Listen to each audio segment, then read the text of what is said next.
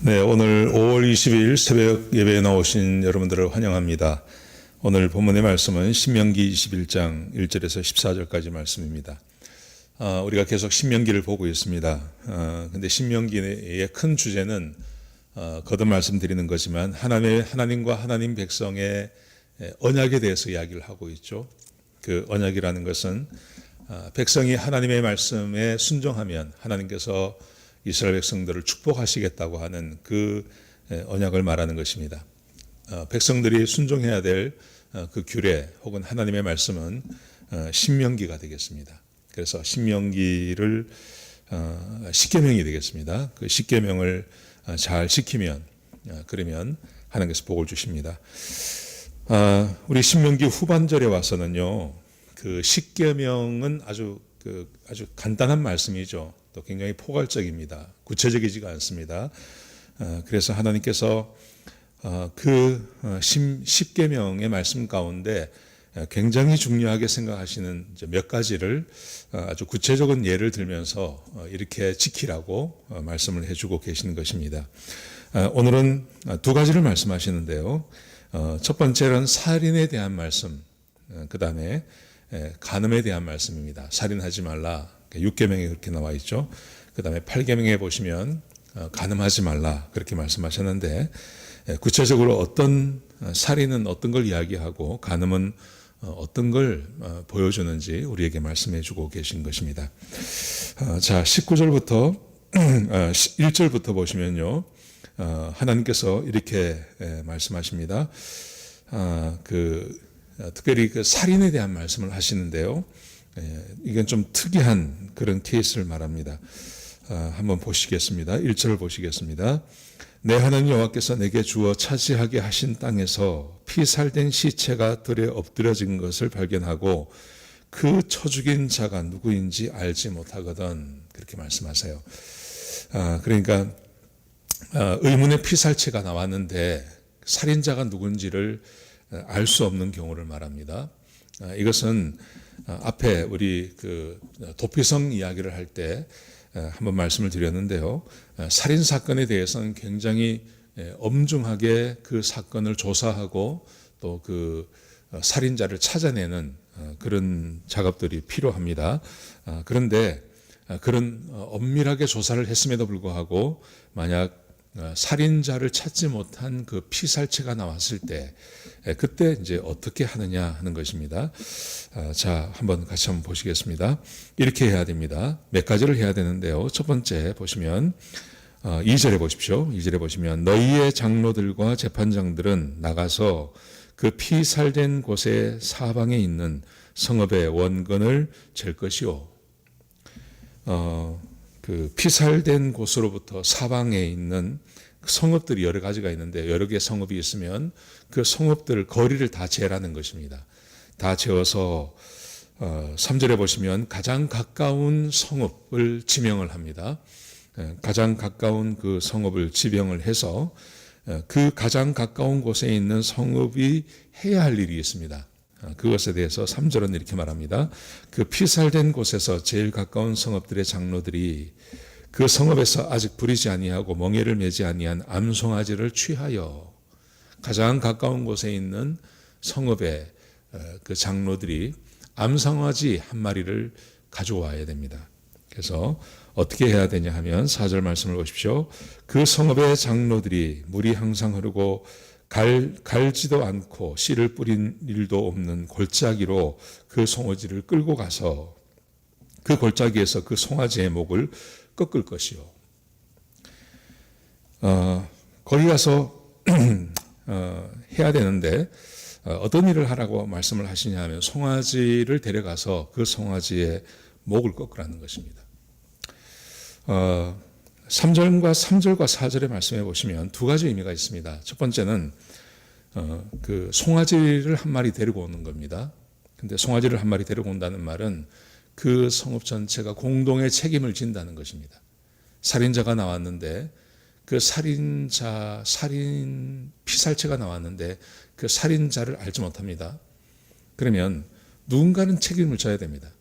근데 암시적으로 거기서 가장 가까운 곳에 그 성읍에서 장로들이 가서 송아지를 한 마리 데려와라. 이 말은 공동의 책임이라는 거죠. 자기가 살고 있는 곳에서 가장 가까운 곳에서 거기서 살인 사건이 났습니다. 근데 거기에 그 살인자가 누군지 모릅니다. 그럴 경우에는 그 성읍이 공동의 책임을 지고, 그 다음에 두 번째 보시면 공동의 책임을 줄 뿐만이 아니라 살인자는 반드시 처벌받는다는 것을 보여주십니다. 그래서 송아지의 목을 꺾으라 그럽니다. 여러분, 송아지의 목을 꺾는다는 게 쉬울까요? 쉬운 거 아닙니다. 송아지의 목을 자를 수는 있겠죠. 칼을 사용해서. 근데 그 목을 꺾는다는 것은 이거는 보통 힘든 게 아니고, 그리고 굉장히 고통스러운 것이고 아주 힘든 작업입니다. 근데 그것을 하게 하십니다. 이것은 무엇을 상징하냐 하면 살인자가 받아야 할 처벌을 이 송아지가 대신 받는 겁니다. 송아지가 얼마나 소리를 지르겠습니까? 그리고 얼마나 힘들겠습니까? 이 일이. 그러니까 공동의 책임을 지고, 그 다음에 그 공동의 책임을 질 뿐만 아니라 살인자가 받을 처벌을 이 송아지가 대신 받는 거죠. 예. 이것은 제사를 드리라고 말하는 게 아닙니다. 자, 그렇게 할 뿐만이 아니라 5절에 보시면 레위 자손이 반드시 거기에 동행을 해야 됩니다. 그러면서 하나님께서 그 레위 자손에 대해서 이렇게 말씀하십니다. 하나님께서 선택한 사람이고 하나님의 축복을 받은 사람이고 모든 소송을 할 때는 그들의 말로 인하여 재판을 마감한다고 말합니다. 이 말의 의미는 재판장이 거기에 개입한다는 말입니다. 이것은 하나님께서 이 사건, 하나님께서 이 사건에 하나님이 관심을 가지시고 그것을 보신다는 것을 우리에게 보여주고 있는 것입니다. 단순히 살인하지 말라.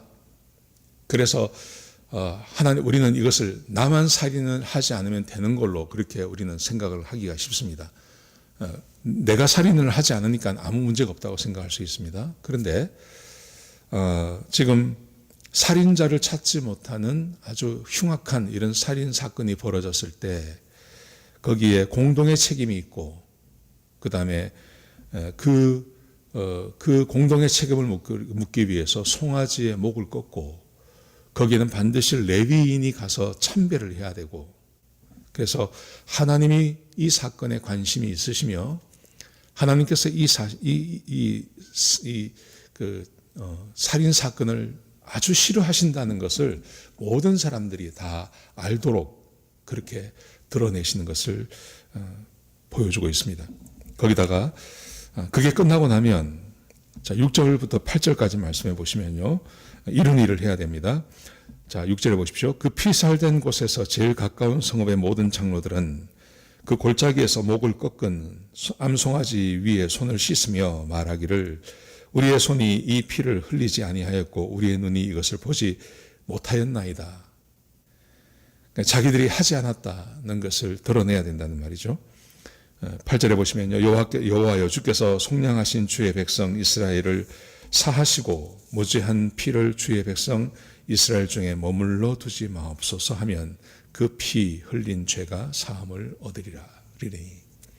오늘 본문, 오늘 여기서 말하는 거 있는 것은 하나님께서 다른 사람의 피를 흘리게 한 것에 대해서는 반드시 거기에 물으신다는 것입니다. 그 죄에 대한 대가를 하나님께서 반드시 묻습니다. 그러니 살인자도 모르는 이런 미궁의 사건이 벌어졌을 때 이스라엘 백성들은 이런 힘들고 어려운 일을 해감으로 하나님이 얼마나 살인 사건을 싫어하시며 또 하나님께서 그것을 밝히기를 원하시고, 그리고 그렇게 살인 사건이 벌어졌을 때 이런 일을 함으로 인하여 자기들에게 하나님의 징계가 임하는 것을 막아내야 하는 것을 말하고 있는 것을 보면 하나님께서 살인하지 말라고 하는 것을 얼마나 하나님이 중요하게 생각하는지를 우리가 알 수 있는 것입니다. 여러분, 우리가 살고 있는 이 시대는 살인하는 것에 대해서 아주 그렇게 어렵게 생각하지 않습니다. 특별히 우리 미국 같은 경우는 무기를 가지고 있습니다.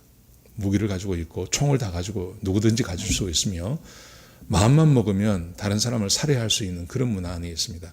그리고 우리가 영화를 보고 또 TV를 보고 하면 얼마나 폭력적인 그런 장면이 많이 나오는지 모릅니다. 또 아이들이 게임을 하는 걸 보면 거기에 다른 사람을 죽이고 하는 그런 게임들을 막 해나가는 것입니다. 그러면서 사람이 사람을 죽이는 것을 그렇게 별것 아닌 것처럼 생각하는 경향이 있습니다. 그런데 오늘 본문이 우리에게 말해주고 있는 것은 하나님께서 살인 사건을 굉장히 싫어하시며 사람이 사람을 해치는 것을 무지하게 싫어하시고 아주 싫어하시고, 그리고 그런 사건이 벌어졌을 때 아주 복잡한 과정을 통해서 죄의 사함을 받기를 원하시는 것입니다. 이건 제사가 아닙니다. 제사하고 다른 것입니다. 이걸 보면 하나님이 살인하지 말라고 한 것, 이 교훈의 말씀을 단순히 내가 살인하지 않았기 때문에 문제가 없다고 생각하는 게 아니라 우리가 살고 있는 이 지역사회 전체가 살인하지 않고 또 거룩하고 또 다른 사람과 함께 지내기에 좋은 땅을 만드는 것에 우리가 노력해야 되는 것을 보여주고 있는 것입니다. 자, 두 번째 사건은 간음에 대한 말씀입니다. 간음은 7계명에서 하나님께서 말씀하셨습니다. 간음하지 말 것을 명령하셨습니다.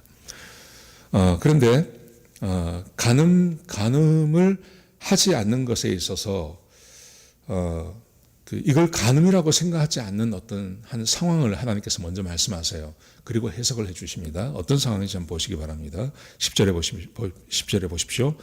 내가 나가서 적군과 싸울 때 내 하나님 여호와께서 그들을 내 손에 넘기심으로 내가 그들을 사로잡은 후에 전쟁에 나갔습니다. 전쟁에 나가서 승리했습니다. 그래서 승리한 다음에 그 포로를 잡아왔습니다. 자, 지금 그런 상황에서요, 11절에 보시면 내가 만일 그 포로 중에 아리따운 여자를 보고 그에게 연연하여 아내를 삼고자 하거든. 포로 중에 어떤 아름다운 여인이 있었습니다. 그래서 그 여인을 아내로 삼고자 한다면 이것에 대해서 말씀을 하시는데, 여러분 우리가 잘 아는 것처럼 전쟁에 있어서 아주 큰 피해를 보는 게 첫 번째는 군인이지만 당사자들이지만 또 그 힘이 없는 아이들이나 아니면 여인들이 많은 피해를 보기 마련입니다. 자, 전쟁터에서 이런 간음의 사건들이 얼마나 많이 벌어지고 있습니까? 그런데 하나님께서 그 간음에서 그 전쟁에서 포로로 잡혀온 여인도 간음의 문제가 아니라 가정을 이룰 것을 먼저 명령을 하십니다. 자, 보십시오. 그래서 한 여인, 아름다운 여인을 발견하게 되면 반드시 결혼을 하라고 말씀하십니다. 결혼을 하라. 자, 12절 보십시오. 그를 내 집으로 데려갈 것이요. 그는 그 머리에 밀을 밀고 손톱을 베고, 머리를 밀고 손톱을 벤다는 말은 정결의식을 한다는 말이죠. 다른 신분이 되는 것을 말하는 것입니다. 포로의 신분으로 포로가 되어서 와서 이방인이 포로가 되어서 사는 게 아니라, 노예처럼 사는 게 아니라 전혀 다른 신분이 되었음을 상징적으로 보여주는 것입니다. 그래서 그 다음 말씀해 보시면요, 12절에 보시면 그를 내 집으로 데려갈 것이요. 그는 그 머리를 밀고 손톱을 베고, 13절에 보시면 또 포로의 의복을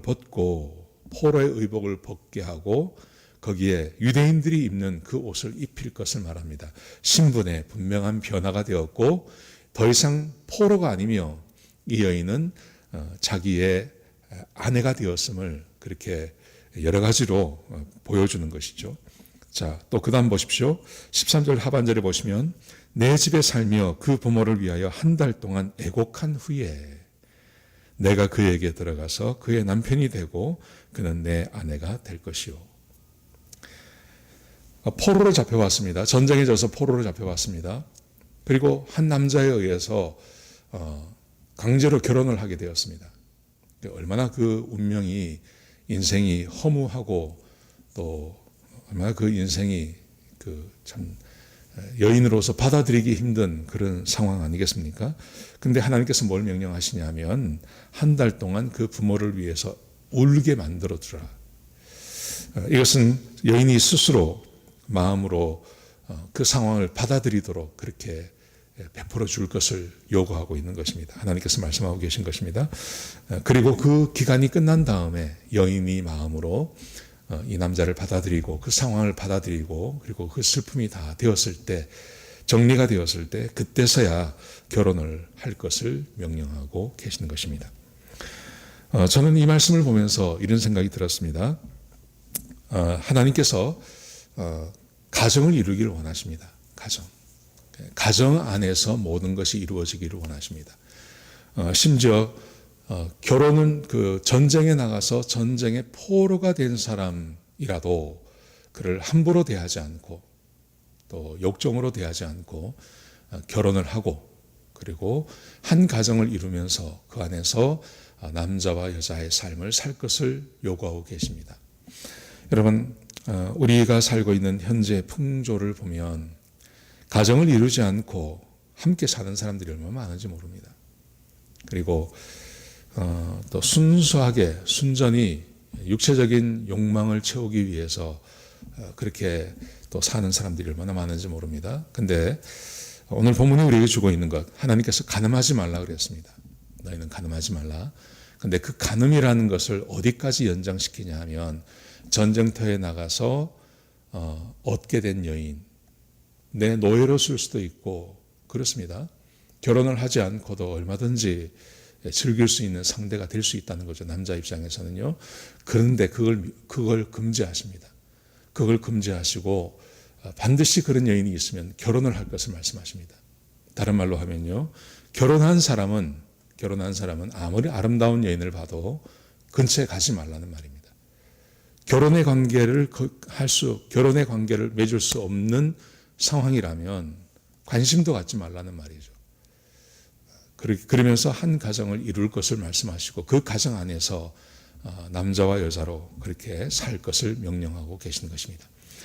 여러분, 하나님께서 얼마나 간음의 문제에 대해서 폭넓게 우리에게 교훈하고 있는지 모릅니다. 여러분, 지금 우리가 살고 있는 이 시대는 간음의 문제를 얼마든지 여러 가지로 지을 수 있습니다. 간음의 죄를 지을 수 있습니다. 근데 하나님께서 그 시대에 일어날 수 있는 아무렇게나 해도 상관이 없을 것 같은 전쟁의 포로로 잡혀온 여인도 그 여인도 반드시 가정을 이루어서 살 것을 우리에게 명령하고 있습니다. 이 말씀을 깊이 생각하시고 교훈으로 삼으시기 바랍니다. 하나님이 우리에게 살인하지 말라, 간음하지 말라 아주 간단한 말씀을 주셨지만 그 말씀 안에 성경이 우리에게 주고 있는 교훈은 굉장히 폭이 넓고 그리고 깊이 있는 순종과 그리고 이해를 우리에게 요구하고 있다는 것 기억하시기 바랍니다. 우리가 시대를 살아가면서 살인할 수 있는 것 마음대로 요즘은 사람을 죽이고 유기하고 하지 않습니까? 또 간음의 문제도 마찬가지 아닙니까? 근데 하나님이 우리에게 얼마나 깊이 있게 요구하시는지 모릅니다. 오늘 이 본문 말씀을 기억하시면서 우리가 좀 더 성경을 배우고 좀 더 성경을 연구하고 그리고 하나님 말씀으로 들어가야 할 줄로 믿습니다. 이 말씀 기억하시고 오늘 하루를 살아가시는 저와 여러분 되시기를 축복합니다. 기도하시겠습니다. 하나님께서 이스라엘 백성들에게 교훈을 주실 때 살인하지 말 것과 그리고 간음하지 말 것을 말씀하셨습니다. 근데 하나님의 그 말씀은 우리가 생각하는 것보다 훨씬 폭이 넓고 깊이가 깊은 것을 오늘 본문을 통해서 알게 되었습니다. 하나님, 이 시대의 사람들이 또 편의적으로 하고 있는 그 모든 것에 우리가 동조하지 않게 하시고 하나님의 말씀에 깊이 있어서 하나님의 말씀을 깊이 이해함으로 하나님의 말씀에 온전히 순종하고 그래서 하나님의 복을 누리는 주의 백성들이 될 수 있도록 축복하여 주옵소서. 오늘 하루가 복된 하루가 되게 하시고 하나님께서 우리에게 은혜를 베풀어 주시는 귀한 하루가 되게 하여 주옵소서. 주님 감사합니다. 예수님의 귀하신 이름으로 간절히 기도드렸습니다.